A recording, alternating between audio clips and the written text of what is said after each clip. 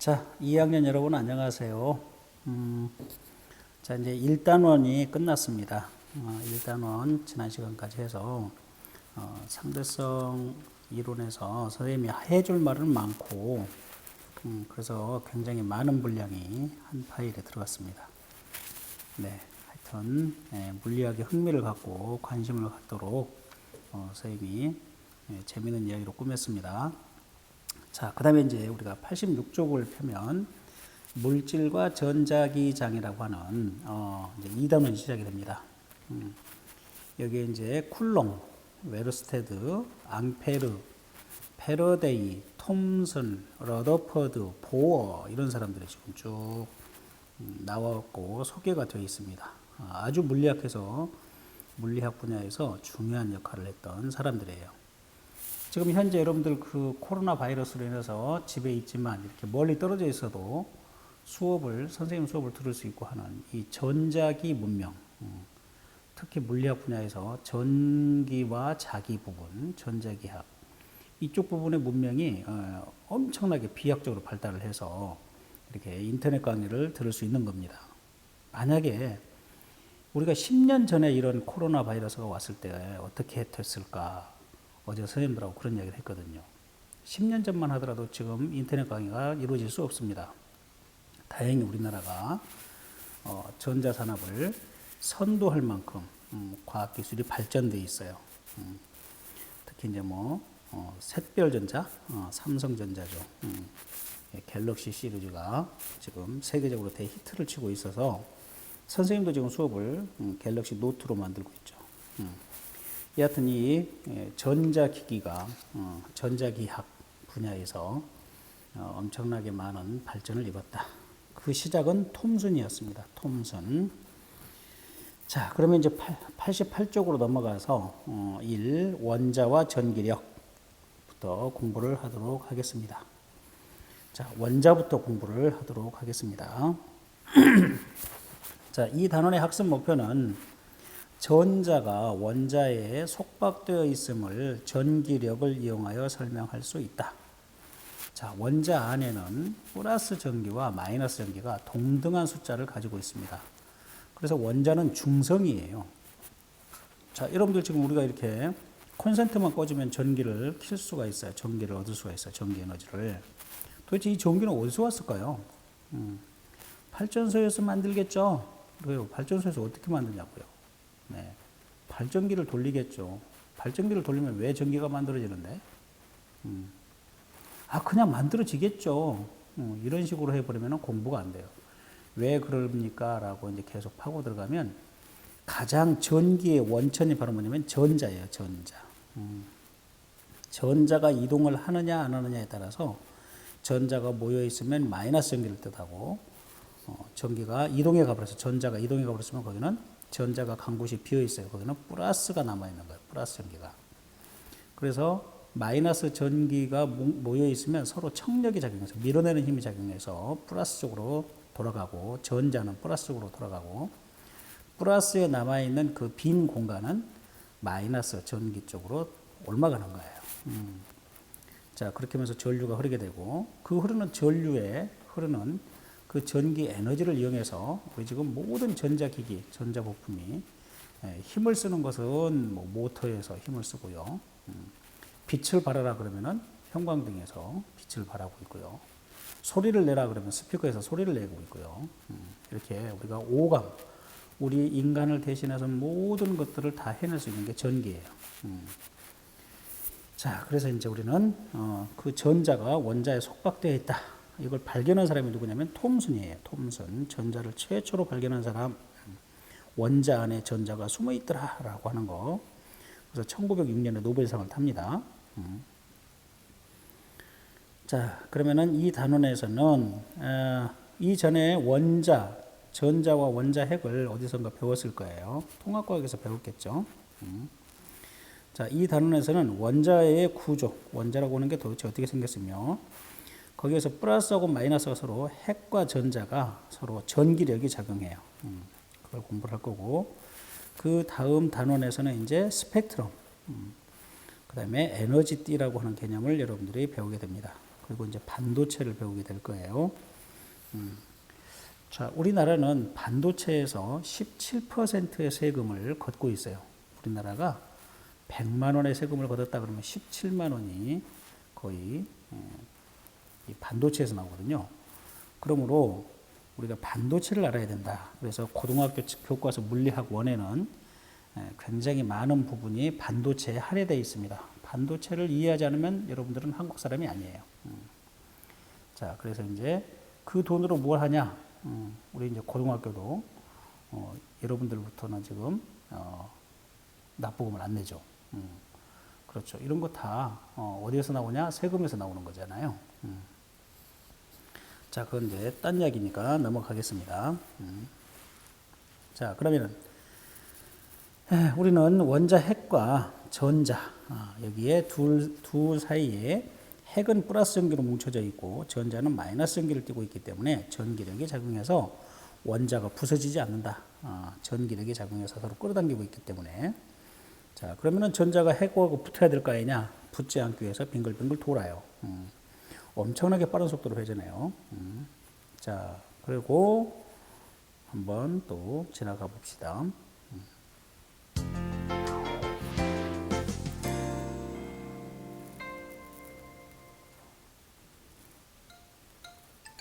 어? 음? 2013년에 세계 최초로 수소 원자 내부에 있는 전자를 촬영했대. 바로 이게 그 모습이지. 그럼 원자는 원자핵하고 그 주위를 도는 전자로 구성되어 있다고 했으니까 저기 가운데 빨갛고 노란 부분이 원자핵이겠네? 그럼 전자는 어디에 있는 거야? 글쎄. 자, 지금까지 원자 핵이나 전자를 본 사람은 없을 거예요. 그런데 여기에 이제 사진을 찍었다 이렇게 나옵니다. 가운데 있는 부분이 원자 핵이냐 아니에요. 저기에 전자 구름이 있고요. 아주 작습니다. 원자 핵은 우리가 눈에 보이지 않을 정도로 작은 점입니다. 자, 그러면 여기에서는 수소 원자 내부 속박된 전자를 촬영하는데 성공했다. 사진에서 원자와 전자와 원자 핵을 표시해 보고 수소 원자 내의 전자는 어떤 힘에 의해서 원자에 속박되어 있는 것인지 친구가 토의해 보자. 그런데 이미 여러분들은 이제 선생님으로부터 설명을 들었어요. 전기력에 의해서 서로 묶여 있습니다. 묶여 있다. 이걸 속박되어 있다 그래요. 그래서 이제 속박되어 있지 않는 앞으로 이제 배우게 되는데 그 전자가 속박되어 있는데 그 전자들이 어떤 이유로 불순물을 집어넣으면 규소에다가 어떤 불순물을 집어넣으면 전자가 그 속박된 곳으로부터 뛰어넘어와 있어요. 그것을 우리는 자유전자라고 불러요. 그 자유전자가 이제 전류를 흐르게 만드는 거예요. 전류를 이동시키게 하는 거예요. 앞으로 공부할 내용입니다. 그럼 이 단원에서는 이제 원자 모형에 대해서 공부를 할 거예요. 원자 모형이 어떻게 해서 맨 처음에 톰슨, 그 다음에 러더퍼드, 그 다음에 포어 이렇게 세 가지의 원자 모형이 나올 것입니다. 자, 그래서 다음은 톰슨, 러더퍼드, 보어가 제안한 원자 구조를 나타내는 것이다 그랬어요.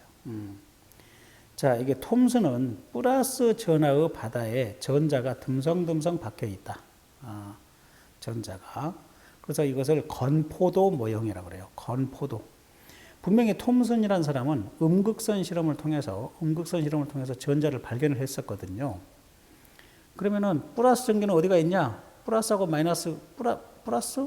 그 어디인가 있겠지. 근데 내가 아직 발견 못했어. 뭐 이런 거예요. 그래서 전자라고 하는 녀석이 건포도처럼 우리가 여러분들 그 빵 보면은 건포도가 듬성듬성 박혀 있죠. 그런 것처럼 원자 위에 이렇게 듬성듬성 전자들이 박혀 있어. 그것을 내가 발견한 거야. 이렇게 이제 말한 거죠. 자, 톰슨의 제자가 있었어요. 러더퍼드라고 하는 톰슨의 제자가 있어요. 근데 러더퍼드는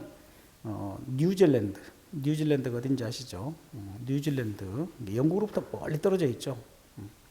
뉴질랜드 아주 그 촌구석에서 살았던 이제 주류 계급이 아니에요. 우리가 이제 일반 우리나라에서 보면 우리나라 사회에서 주류 계급이 누군가 보세요.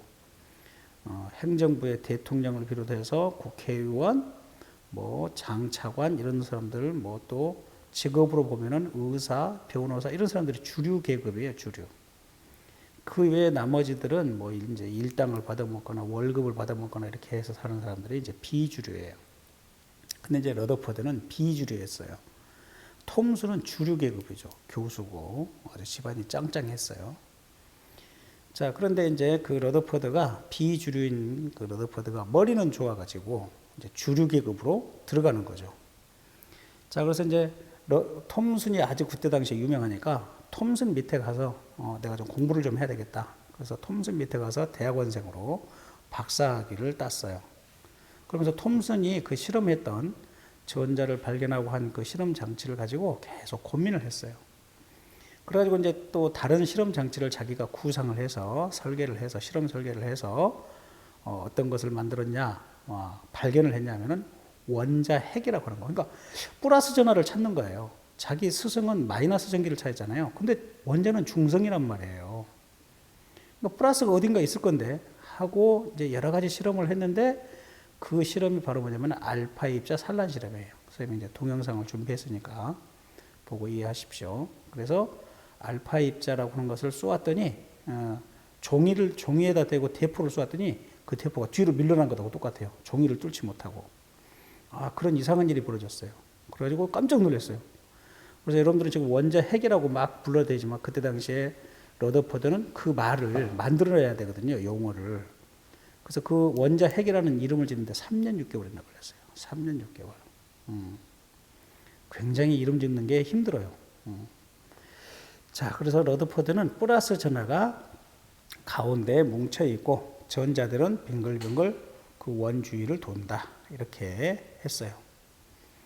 자, 그랬더니 보어라는 사람은 여러 가지로 계산해보고 연구를 해보니까 전자라고 하는 녀석이 아무데나 돌아다니는 게 아니야. 아무데나 돌아다니는 게 아니고 딱 정해진 곳에서만 돌아.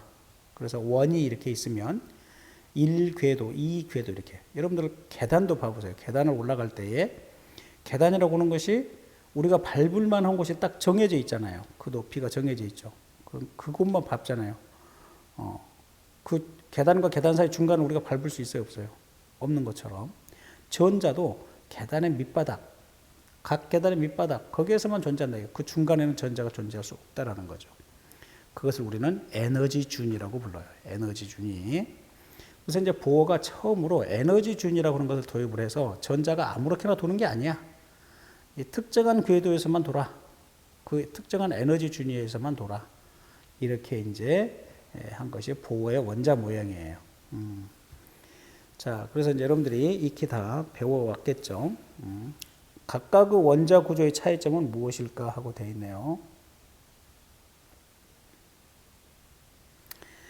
자, 톰슨은 원자 핵이 없었어요. 톰슨의 원자 모형에서는 특정한 전자 궤도, 그러니까 에너지 준위가 있었냐? 없었어요. 러더퍼드는 원자 핵은 발견했어요. 그런데 전자가 아무 곳에서나 돌 수 있었어요. 러더퍼드 원자 모형에서는. 그런데 보어는 원자 핵이 있는데 전자가 아무렇게나 돌면 안 돼. 꼭 특정한 곳에서만 돌아. 여러분들 막 계단을 밟고 지나갈 때 계단 첫 번째 계단과 두 번째 계단 사이 중간을 밟고 지나갈 수 있나요? 없잖아요. 그런 것처럼 특정한 그 궤도만, 에너지 준위만 돌 수 있는 것이다. 자, 이렇게 보어는 주장을 했어요. 그래서 원자 핵과 특정한 전자 궤도가 있다라고 주장하는 사람이 보어예요. 자, 그럼 각각의 원자에서 전자에 작용하는 공통된 힘은 뭐냐? 플러스 전기하고 마이너스 전기가 서로 끌어당기는 인력이 작용하는 거죠. 전기력이 작용하는데 전자들끼리는 서로 미는 청력이 작용해요. 서로 미는 전기력. 그런데 플러스 전하, 원자 핵과 전자 사이는 서로 잡아당기는 전기력이 작용한다. 그래서 원자는 중성이라는 거예요. 플러스 전기 개수와 마이너스 전기 개수가 같아요. 그래서 여러분들이 이제 화학이나 이런 데 통합과학 시간에 배웠겠죠. 양성자의 개수, 원자 핵 안에 있는 양성자의 개수와 저 밖에 있는 전자의 개수가 같다. 우리 통합과학에서 배운 것 같아요. 자, 그다음 전자의 발견. 1897년에 톰슨은 음극선이 음전하를 띠는 입자임을 알아내었고 이 입자를 전자라고 하였다. 전자가 일렉트라라고 하는 일렉트라가 그 뭐죠? 고대 그 언어에서 보면 어린 아이라는 뜻이라 어린 여자 아이라는 뜻이래요. 아주 작은 형편없이 작은 이런 뜻이에요. 그래서 일렉트론이라고 이름을 지었어요. 여러분들 처음 뭔가를 발견을 했어요. 근데 그것을 이름을 지어야 돼요. 이름을 지을 때 굉장히 고민을 많이 합니다. 여러분들 엄마 아빠가 여러분들 이름을 지을 때 그냥 지었을까요? 굉장히 고민 많이 했을 거예요. 자, 그래서 톰슨도 이 일렉트론이라고 하는 이름을 지으면서 전자라는 이름을 굉장히 어렵게 지었어요. 아까 러더퍼드는 원자 핵 3년이 걸렸어요. 이렇게 시간이 많이 걸립니다. 원자 핵, 뉴클리어, 이렇게 그거 짓는데 그렇게 3년이나 걸렸어요. 그런데 여러분들 통합과학에서 쿼크 배웠죠. 쿼크는 1972년에 겔만이라는 물리학자가 그 유럽 입자물리 연구소라고 하는 CERN이라고 해요. 입자물리 가속기가 있는데 그 가속기에서 양성자와 양성자를 충돌시키고 양성자와 중성자를 충돌시켜요. 너무 작거든요. 10의 마이너스 15승보다 더 작은 그 엄청나게 작은 것을 이렇게 수십 킬로미터를 가속을 해가지고 와서 땅 부딪히게 한다는 게 보통 기술이 아니면 안 돼요. 근데 그걸 하여튼 부딪혔어요. 그래가지고 거기서 나온 쪼가리들이 막 이쪽으로 흩어졌어요. 그 쪼가리들의 흔적을 필름에 담는 거예요. 필름에다가. 가지고 그걸 가지고 그 쪼가리들을 이름을 붙이는 거예요. 야, 이거 이름을 뭐라고 붙이지? 하고 논문을 쓰는데 그 사람이 이제 이탈리아의 해변가에 그 호텔에서 논문을 쓰는 거예요. 그 이탈리아 해변가에 이제 더우니까 많은 여자들이 비키니 수영복을 입고 막 이렇게 아름다운 모습을 연출할 텐데 이 사람은 거기에서 담배 딱 꼬나 물고 논문을 쓰는 거죠. 논문을 쓰는데 야, 이 쪼가리들을 뭐라고 이름을 지어야 되지? 하고 또 막 고민을 하면서 창가를 이렇게 바라보고 담배 한 모금 쫙 하고 있는데 거기에서 갈매기가 날아가는 거예요.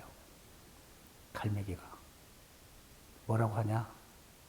꽉 이렇게 하고 가는 거예요. 그래서 그걸 쿼크라고 이름을 지은 거예요. 알겠어요? 쿼크. 자, 하여튼 전자를 발견한 사람, 일렉트론을 발견한 사람. 그래서 이제 전자공학이 시작된 거예요. 여기서부터. 그래서 이제 컴퓨터가 이때부터 이제 만들어지기 시작하겠죠. 자, 그다음 두 번째. 전자의 전화량은 1.6 곱하기 10의 마이너스 19승 쿨롱이며 이것을 기본 전화량이라고 한다. 자, 이건 이제 1932년에 밀리컨이라는 사람이 기름방울 실험을 통해서 전자의 전화량과 전자의 질량을 동시에 측정을 했어요. 그래서 노벨 물리학상을 타서 노벨 물리학상을. 그러면 톰슨은 전자를 발견을 했는데 톰슨은 뭐라 그러냐면 비전화라고 하는 거예요. 그러니까 만약에 전자가 1kg이 모여 있다면 어마어마한 전화량을 띠고 있어. 1.76 곱하기 10에 뭐 26승 쿨롱인가? 이렇게 많은 전화량을 띠고 있을 거야. 1kg이라면. 근데 지금 전자가 몇 킬로그램인지 몰라. 몇 그램인지도 모르고. 10의 마이너스 30승 킬로그램이거든요. 그것을 어떻게 측정을 했느냐? 밀리컨이라는 사람이 기름방울 실험을 통해서 알아냈어요. 그래서 노벨상을 탔어요. 그래서 이제 이것은 톰슨이 만들어낸 게 아니고 톰슨은 대략적으로 1kg의 전자가 있을 때 이 정도의 전기를 가지고 있어. 그랬는데 이것을 엄청나게 작은 전기를 띠고 있어 하는 것을 밀리컨이라는 사람이 알아냈다. 자, 그래서 톰슨의 이제 음극선 실험을 여기 잠깐 스톱하고 동영상을 보도록 하겠습니다.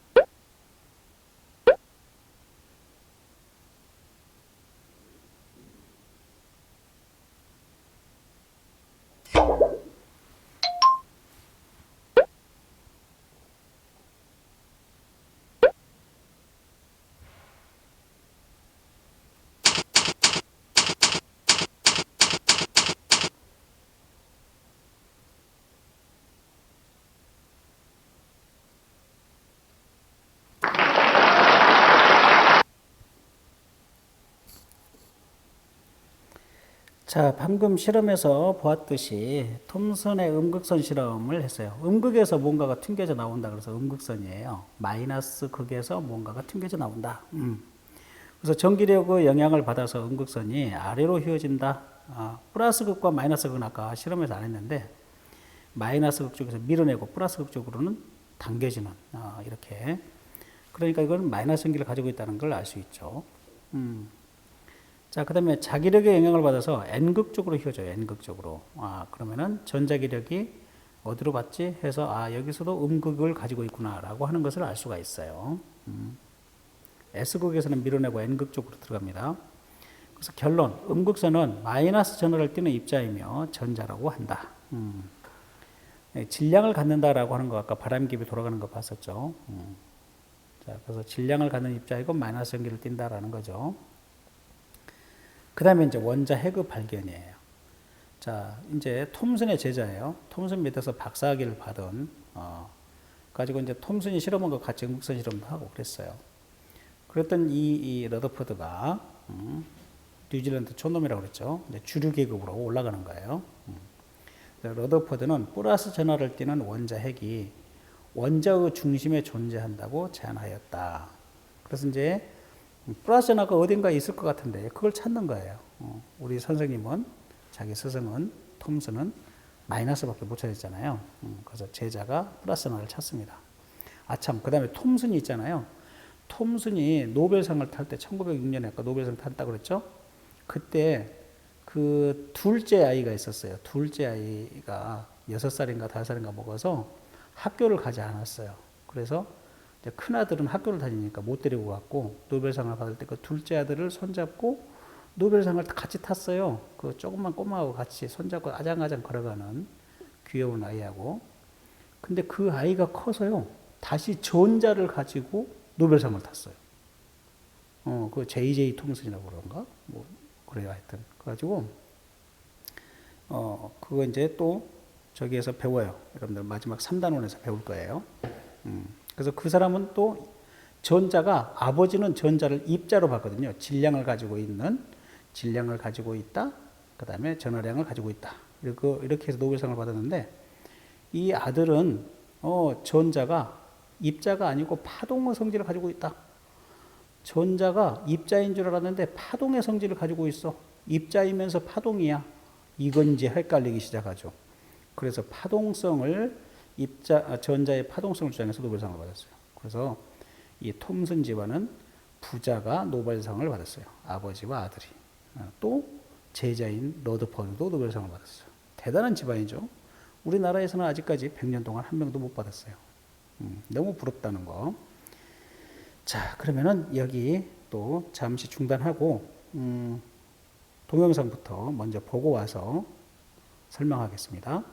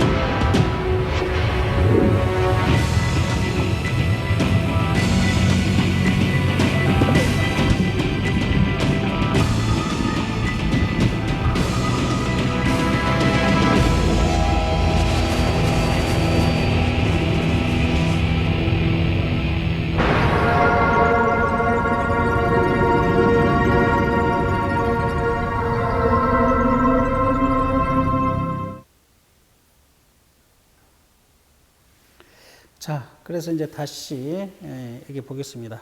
1911년에 러더퍼드는 플러스 전하를 띠는 원자핵이 원자의 중심에 존재한다고 제안하였다. 아까 동영상 보니까 1908년에 노벨상을 탔다는데 그것은 누구예요? 톰슨이에요. 톰슨. 러더퍼드가 아니고. 자, 그래서 원자핵의 전하량은 기본 전하량의 양의 정수배이다. 그러니까 아까 전자의 전하량하고 전자의 전하량을 우리가 기본 전하량이라고 그러거든. 가장 더 이상 작은 단위는 없다. 이렇게 이제 생각을 했던 거죠. 근데 이후에 1972년에 이제 쿼크라고 하는 것이 명명되면서 발견되면서 이제 3분의 1, 2가 있고요. 전자 전하가 가장 작은 건 줄 알았더니 쿼크는 3분의 1을 가지고 있거나 3분의 2를 가지고 있더라라는 거죠. 만약에 그게 이제 100년 전에 먼저 발견돼 가지고 우리 물리학회에서 한다면은 그것을 기본 전하량으로 했겠는데. 그래서 이제 물리학회에서 전 세계 물리학 학회가 있어요. 거기에서 정해진 대로 우리는 배우고 있는 겁니다. 아직도 전자가 기본 전하량이에요. 이걸 만약에 바꾸게 되면은 모든 백과사전이랑 모든 걸 다 바꿔야 되거든요. 그래서 못 바꾸는 겁니다. 함부로. 자, 그 다음에 원자 질량의 대부분은 원자 핵의 질량이에요. 그래서 전자 하나의 질량에 양성자의 질량이 약 2000배 정도 크거든요. 수소 같은 경우. 그러면은 2,000원이 있는 돈과 1원이 있는 돈, 1원은 이스라만 하잖아요. 2,000원에 비하면. 그래서 원자 핵의 질량의 대부분이에요. 근데 양성자 하나만 있는 수소가 그러는데, 이제 헬륨이랄지 이런 것은 어떻겠어요? 헬륨은 전자 2개인데, 양성자, 중성자 2개씩 있으면은 몇 배가 되는가요? 8,000배죠. 전자 2개 있으니까 4,000배네, 4,000배. 이런 식으로 되는 거죠. 그래서 원자 핵이 질량의 대부분을 차지하고 있다. 그래서 이제 금방 동영상에서 보았듯이 알파 입자라고 하는 것은 헬륨 핵이에요. 헬륨 핵. 알파 입자는 헬륨 핵을 아주 초고속으로 쏘았어요. 초당 16,000km/s로 던졌어요. 쏘았더니 알파 입자예요. 그게. 그랬더니 아주 얇은 박, 종이의 두께보다 약 1000분의 1도 안 되는 금이 가장 얇게 펴져 있어요. 펼 수 있어요. 그래서 금을 가지고 실험을 했던 거야. 그러면 그 금이 찢어져야 될 텐데 찢어지지 않고 되돌아 튕겨 나온다 이거야. 그 엄청난 운동량을 가지고 있죠. 뭐가? 알파 입자가, 헬륨 원자 핵이. 속도가 세니까 질량은 작더라도 엄청난 운동량을 가지고 있으니까 그 금박이 찢어져 버리거나 그래야 될 텐데 그러니까 종이를 향해서 대포를 쐈는데 대포가 튕겨져 나온 거나 똑같다 이거죠. 너무 큰 충격이었다 이거죠. 그래가지고 튕겨져 나온 게 있었어요. 그래서 이것을 그 러더퍼드가 자기 밑에 이제 제자들이 있었을 거 아니냐, 자기한테 박사학위 받으러 오는 애들이 있었을 거 아니냐, 그 애들한테 이걸 다 세라고 그랬어요. 다 세라고 그랬더니 10,000개 중에 2개가 어디로 갔다는 거야. 그 2개를 찾아 그랬더니 반대편에 와 있더라. 반대편에 저렇게 2개가 10,000개당 2개. 야, 이게 왜 그러지? 이상하네. 또 실험했더니 또 10,000개당 약 2-3개가 뒤로 튕겨져 나온 거야. 희한하다. 이렇게 된 거죠. 앞으로 튕겨나간 것은 다 센 거야. 그랬더니 2개 정도가 없어졌어. 보니까 뒤로 튕겨 나왔어. 이거 왜 그럴까? 이게 알파 입자 산란 실험이에요. 자, 그래서 대부분의 알파 입자는 금박을 통과해요. 헬륨 원자 핵이. 운동량이 커서 막 지나갑니다. 근데 대부분의 빈 공간이기 때문에 그래요. 아까 원자 핵의 크기하고 원자의 크기하고 그 사이가 빈 공간이 돼요. 그래서 우리가 이제 우주가 탄생했을 때는 그 빈 공간이 없었어요. 전자하고 양성자하고 마구 같이 돌아다녀요. 그걸 수프 상태라고, 수프. 여러분들 양식집 가면 수프 주죠? 국이죠, 국. 그런 상태로 돼가지고 빛이 빠져나갈 공간이 없었어요. 근데 그게 원자핵, 수소 원자핵이 만들어지고 전자가 이게 수소 원자핵, 양성자와 전자가 이렇게 떨어져서 딱 수소 원자를 만들면은 그 사이 빈 공간이 엄청나게 많은 거예요. 큰 거예요. 야구 돔 구장으로 보면, 야구 구장으로 보면 동전짜리 하나만 한 게 원자핵이라면 그 돔 크기 전체가 빈 공간이잖아요. 그러니까 이제 그때부터 빛이 돌아다닐 수 있었어요. 그 빈 공간을. 그 빛을 지금 볼 수 있다는 거죠. 그게 우주 배경 복사. 우주 배경 복사. 와, 137억 년 전에, 138억 년 전에 이 폭발했다고 하는 그 빛이 지금까지 남아있다고요? 남아있다니까요. 네, 그 우주 배경 복사예요. 그걸 발견한 사람이 노벨상을 탔다니까요. 자, 그래서 왜 그러면 그 빛이 지금도 남아있다? 우리 눈에는 보이지 않지만 안테나로 잡혀요, 안테나로. 그래서 그때는 좁은 공간에 있을 때는 밝은 빛이었지만 지금 우주가 팽창을 해가지고 넓은 공간으로 이렇게 커져버렸잖아요. 그래서 그게 파장이 길어져서 지금은 현재 전파로 남아있는 거예요, 전파로. 그래서 여러분들 TV 안테나선 빠지면은 TV가 지지직하고 화면이 이렇게 막 하얀색, 검정색이 왔다 갔다 하는 그런 것들이 막 보이죠? 그게 바로 우주 배경 복사에서 오는 선이에요. 전파예요. 자, 그리고 상대성 이론에서 선생님 설명한 게 왜 빛이 138억 년 전에 있던 그 빛이 지금도 살아있다? 남아있다? 시간이 정지하기 때문에 그 빛은 우리가 봤을 때는 그 녀석의 시계는 정지야. 지금도 살아있는 거예요. 죽지 않는 거예요. 영원불멸 빛이에요. 영원불멸 영생 우리 기독교에서 말하는 그런 것들 다 빛이에요. 빛. 자, 원자 대부분이 빈 공간이에요. 이때부터 빛이 돌아다닐 수 있었다. 38만 년 후에요. 빅뱅 이후 38만 년 이후. 자, 그 다음에 세 번째. 소수 알파 입자가 큰 각도로 산란됐어요. 180도로. 그래서 원자에 플러스 전하를 띠는 원자 핵이 존재한다. 그래서 그 안에 있는 걸 뭐라고 이름을 질까? 뉴클리어 이렇게 영어로 이름을 지었는데 그것을 일본 사람들이 번역할 때 원자 핵 이렇게 번역을 한 거예요. 자, 그러면 확인 1. 원자를 구성하는 두 가지 요소는 무엇인가? 그랬어. 자, 중성인 원자는 플러스 전하를 띠는 원자 핵 한 개와 마이너스 전하를 띠는 전자로 구성되어 있다. 자, 그 다음에 이제 전기력을 공부하겠습니다. 전기력. 자, 전기를 띠는 입자들 사이에 서로 힘이 작용하는데, 이건 이제 두 가지 힘이 존재해요. 밀어내는 힘과 잡아당기는 힘이 존재하는데, 서로 밀어내는 힘을 배척한다 그래서 척력이라고 그래요. 척력. 척력. 그 다음에 서로 끌어당긴다는 끌 인자를 써서 인력 그래요. 그래서 전하의 종류가 같으면 척력. 전하의 종류가 다르면 인력이 작용한다. 그래서 같은 전하, 플러스 전하와 플러스 전하끼리는 서로 밀어내고 마이너스 전하와 마이너스 전하 서로 같은 전기니까 밀어내요. 근데 플러스와 마이너스 전하는 서로 잡아당긴다. 인력이 작용한다. 그래서 우리가 또 이런 것도 생각해 볼 수 있어요. 우리 중력은 왜 끌어당기는 힘밖에 없을까? 만류 인력. 만류 인력을 중력이라고 그러잖아요. 왜 끌어당기는 힘밖에 없을까? 만류 척력은 없을까? 그거 이제 발견하면 노벨상을 타는 거예요. 노벨상을. 그래서 이제 우리는 물리학자들이 가상의 상상을 하는 거죠. 우리는 지금 물질 세계에서는 인력이 존재하는데 물질과 반물질 사이에서는 또는 이런 이제 개념을 또 마이너스 질량 이런 것을 생각할 수 있겠죠. 이것들끼리는 어떻게 된다? 척력이 작용한다. 만류 척력이 작용한다. 근데 아직 그런 걸 발견을 못했을 뿐이다. 이렇게 이제 또 이론으로 정리해놓고 이제 기다리고 있어요. 누군가가 발견하면 같이 노벨상 타는 거예요. 묻어가서. 자, 그다음. 그래서 이제 전기력은 인력과 척력 두 가지 힘이 있다라는 거예요. 자, 쿨롱의 비틀림 저울이라고 하는 건데, 쿨롱의 법칙이에요. 쿨롱이 이제 이것을 실험을 했거든요. 자, 그래서 90쪽을 펴보시면 거기에 비틀림 저울이라고 하는 게 나와 있어요. 자, 선생님이 다시 동영상을 준비했으니까 동영상을 보고 다시 설명을 하도록 할게요.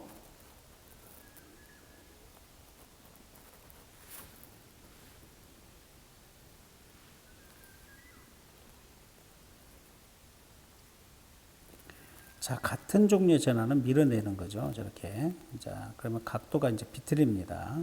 그래서 힘의 크기를 보는 거죠. 거리에 따라서.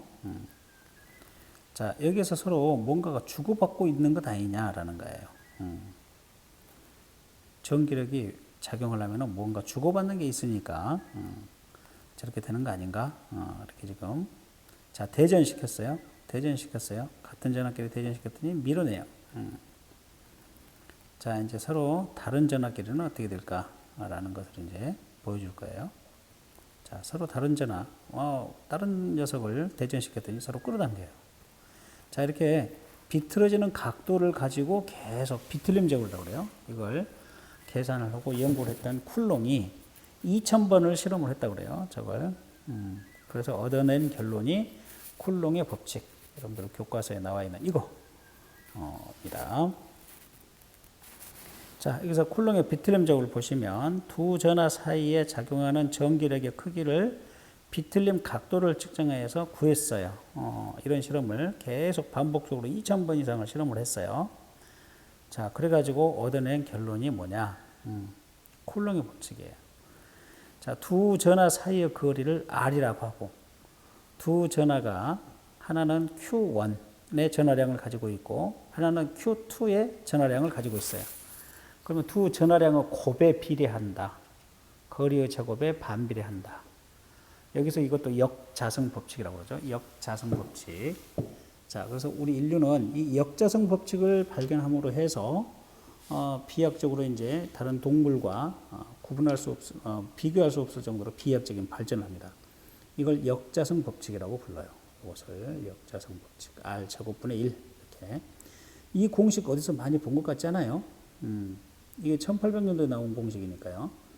자, 요거 뉴턴이 만든 만류인력의 법칙. 이 공식 그대로, 공식 그대로잖아요. M1, M2 질량 대신에 전하량 Q1, Q2. 여기 비례상수 G 대신에 여기 K값 이렇게 있거든요. 이걸 비례상수라고 그러는데 이 만류인력 상수를 가지고 우리가 이제 중력을 설명하고 힘을 설명하고 그러잖아요. 여기 있는 이 K값, 요게 쿨롱 상수예요. 쿨롱 상수. 쿨롱이 알아냈다 그래서 9.0 곱하기 10의 9승이에요. 뉴턴 미터의 제곱 퍼 쿨롱의 제곱인데 하여튼 이것은 여러분들 외우지 마세요. 여러분들 시험 볼 때는 다 주어집니다. 하여튼 이 쿨롱 상수는 쿨롱 상수가 있음으로 해서 전자기하계라고 하는 학문이 만들어지는 거예요. 여기는 이 만류인력 상수가 존재함으로 해서 이것을 우리가 발견함으로 해서 역학체계, 중력이라고 하는 것을 알아낸 거예요. 그래서 여기 있는 이런 상수 하나가 굉장히 중요해요. 그러면은 상대성 이론은 어떻게 나왔냐? 상수가 바로 뭐예요? MC 제곱, C. 빛의 속도 C라고 하는 상수가 있어요. 상수. 빛의 속도 C가 상수예요. 3 곱하기 10의 8성 미터 per second. 이건 절대 변하지 않는 숫자거든요. 여기는 이 K값도 절대 변하지 않아요. 여기 만류인력 상수 변하지 않아요. 자, 그래서 이 상수들이라고 하는 것은 상수가 발견이 되면 어떻게 되느냐? 그러면 새로운 학문이 시작된다는 뜻이에요. 새로운 분야가 개척되는 거고 새로운 분야의 판도라의 상자를 우리가 열고 들어가는 거예요. 자, 그래서 쿨롱의 법칙은 이렇게 돼 있다. 자, 그 다음에 전자와 원자 핵 사이에 작용하는 힘을 보자 이게. 그러면은 이제 전자는 마이너스 전기고 원자 핵은 플러스 전기니까 이때 작용하는 힘이 있을 거야. 그래서 원자 내부의 전자와 원자 핵은 서로 다른 종류의 전하를 띠고 있으니까 정기적으로 인력이 작용할 거다. 끌어당기는 힘이 작용한다 이게. 자, 그러면 이제 금방 쿨롱의 법칙을 갖다가 적용을 해보면 어떻게 될까요? 쿨롱의 법칙을 적용을 해보면, 자, 전자와 원자핵 사이에는 전기력뿐만 아니라 중력도 작용한데 이 중력의 크기는 전기력에 비해서 매우 작아서 전자와 원자핵 사이에 작용하는 힘으로는 전기력만을 고려해요. 전기력만을.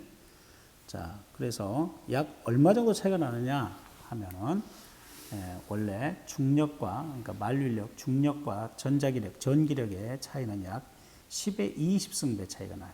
10의 20승배. 굉장히 큰 차이가 나죠. 중력이 그만큼 작아요. 전기 힘이 그렇게 전기력이 더 커요. 10의 20승배가 더 커요. 비교 불가죠. 자, 그 다음에 이제 여러분들 91쪽에 보면은 이 그림이 나옵니다. 원자 핵을 중심으로 하는 깊은 깔때기에서 벗어나지 못하고 운동하는 전자에 비유할 수 있다. 우리가 이제 보통 평면적으로 그림을 그릴 때 이런 그림을 그리죠. 많이 봤을 거예요, 여러분들이. 많이 보았을 거예요. 플러스는 원자 핵. 우리가 보통 이제 칠판에다 이렇게 만들어서 그리잖아요. 근데 이제 이것은 시공간으로 나타낸 거예요. 위에 있는 그림은. 자, 시공간이라고 하는 건 뭐냐면은 이게 공간축이야. 공간이 이렇게 그물을 한번 생각해 보세요. 공간이 이렇게 해서 공간이 이렇게 있으면 이게 시간이야. 이렇게 시간. Y쪽 방향의 시간. 이렇게. 또는 여기를 시간으로 하면 여기를 공간으로 해도 돼요. 그건 뭐 그물 콘을 이렇게 잡으나 저렇게 잡으나 똑같으니까. 자, 이렇게 어떤 공간과 시간이 얽혀 있어요. 시간과 공간이 따로 있는 것이 아니라 이렇게 시간과 공간이 그물처럼 하나를 시간이라고 하면 한쪽은 공간이 되겠죠. 이렇게. 그런데 이게 시공간이 여러분들 그물을 딱 펴놓고 가만히 있으면 아무것도 없을 때는 어떻게 돼요? 쫙 펴지겠죠. 근데 여기에 어떤 무거운 게 오면은 그물이 어떻게 될까요? 밑으로 이렇게 축 쳐질 거 아니야. 이렇게 축 쳐질 거 아니야. 그렇지. 우리 이 시공간도 마찬가지로 우주 공간에 아무것도 없을 때는 공간과 시간이 평평하게 이렇게 나타내고 있다가 갑자기 무거운 물체가 들어오면 시공간이 왜곡돼요. 그물 위에 돌멩이가 있는 것처럼 쭉 밑으로 들어가는 말 안장처럼 쑥 들어가는 이렇게. 그래서 원자 핵이 아까 전자보다 2000배의 질량이 크니까 이 공간에 질량이 큰 녀석이 이렇게 갑자기 있으니까 어떻게 돼요? 공간이 이렇게 뾰족하게 휜다 이게. 그러면 전자가 이 비탈길 여기에 있으면은 이렇게 흘러 들어갈 텐데 이쪽으로 이렇게 흘러 들어갈 텐데 흘러 들어가지 않으려면 어떻게 되냐? 여기 있는 이 꽃가를 이렇게 빙글빙글 돌아야 된다라는 거예요. 그래서 이게 돈다라고 하는 궤도가 이렇게 표시되어 있죠. 이게 돈다라고 하는 궤도 이렇게 표시되어 있잖아요. 이렇게. 여기에 지금 핵이 있는 거예요. 빨간색이. 자, 그러면은 사진을 한번 보고 가겠습니다.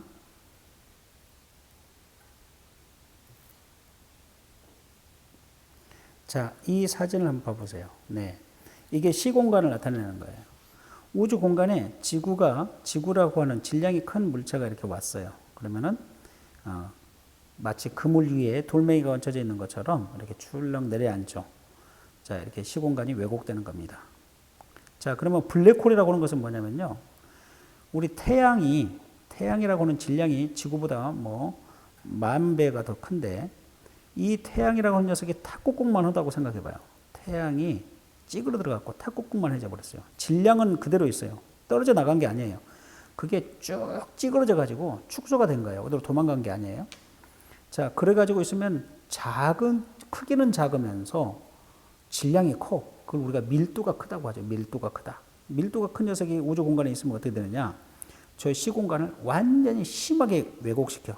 그래서 송곳처럼 뾰족하게 시공간이. 그러면은 그걸 바로 뭐라고 그러냐? 블랙홀이라고 그래요.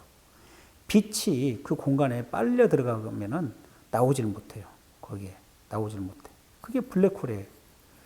빛이 들어가서 나오지를 못해. 그러니까 우리 눈에는 거기에 검게 보이는 거야. 빛이 없으니까 검게. 예. 그게 블랙홀이다라는 거예요. 자, 그래서 이제 이 그림 이해가 되셨는지 모르겠네요. 그래서 원자 핵을 중심으로 하는 깊은 깔때기에서 벗어나지 못하고 운동하는 전자에 비유할 수가 있어요. 자, 그래서 전자가 원자 핵에서 벗어나려면 외부에서 전자에게 일을 해줘야 돼요.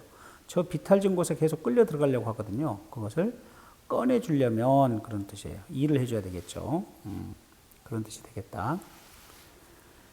자, 그러면 이제 이 단원 91쪽에 맨 끝에 확인 2가 있어요. 원자 내의 전자는 어떤 힘에 의해서 원자에 속박되어 있다고요? 너무나도 쉬운 전기력이에요. 전기력. 자, 그러면 이 단원에서 뭘 공부했을까요? 개념 정리. 원자는 원자 핵과 일렉트론, 전자로 이루어져 있다. 전자로 이루어져 있다. 그 다음에 전하를 띤 물체 사이에 작용하는 힘을 쿨롱의 법칙, 전기력이라고 그랬죠. 전기력. 자, 그러면은 이번 파일은 여기서 마치겠습니다. 수고하셨습니다.